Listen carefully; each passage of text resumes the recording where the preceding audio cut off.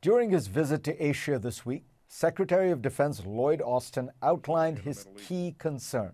And while we were focused on issues in the Middle East, China has modernized its military. And so our goal is to make sure that we maintain a competitive edge over China or anyone else. Welcome to the new age of bloated Pentagon budgets, all to be justified by the great Chinese threat. What Austin calls America's edge over China is more like a chasm. The United States has nearly 20 times the number of nuclear warheads as China. It has twice the tonnage of warships at sea, including 11 nuclear-powered aircraft carriers, compared with China's 2 carriers, which are much less advanced. Washington has over 2,000 modern fighter jets, compared to Beijing's roughly 600, according to national security analyst Sebastian Roblin. And the U.S. deploys this power using a vast network of some 800 overseas bases. China has 3. China spends about $250 billion on its military, which is a third as much as the United States.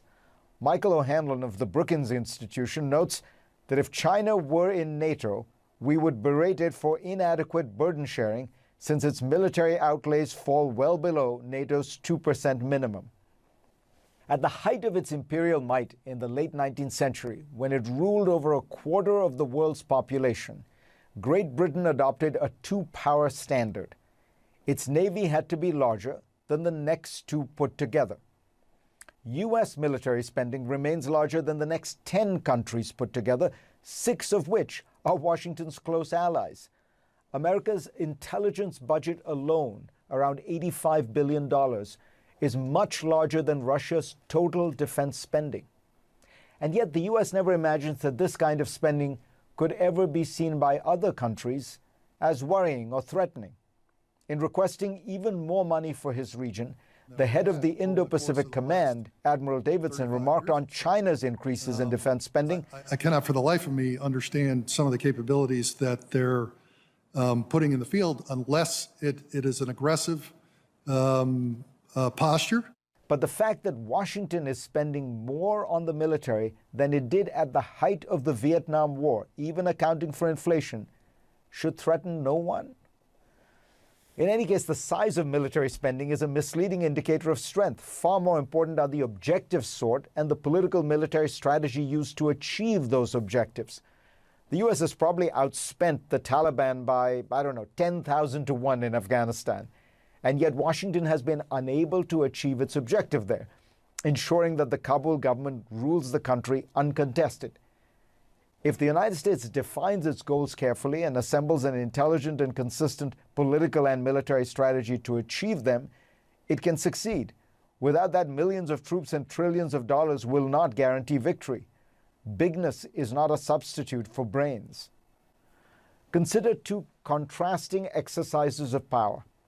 America's F-35 fighter jet program, bedeviled by cost overruns and technical problems, will ultimately cost taxpayers $1.7 trillion, according to a document obtained by Bloomberg. China will likely spend a comparable amount of money on its Belt and Road Initiative, an ambitious set of loans, aid, and financing for infrastructure projects across the world aimed at creating greater interdependence with dozens of countries that are important to Beijing. Which do you think is money better spent? The Pentagon operates in a realm apart from any other government agency. It spends money on a scale and wastes money on a scale that is almost unimaginable. Every government agency is required to audit its accounts. But for decades, the Pentagon simply flouted this law. In 2018, it finally obeyed, paying $400 million for 1,200 auditors to examine its books. Yet it still could not get a clean bill of health. As Matt Taibbi notes in a brilliant expose of Pentagon accounting, the auditors were unable to pass the Pentagon or flunk it. They could only offer no opinion, explaining the military's empire of hundreds of acronymic accounting silos was too illogical to penetrate. The Defense Department has failed to pass 2 more audits. Having spent nearly 2 decades fighting wars in the Middle East without much success, The Pentagon will now revert to its favorite kind of conflict, a Cold War with a nuclear power.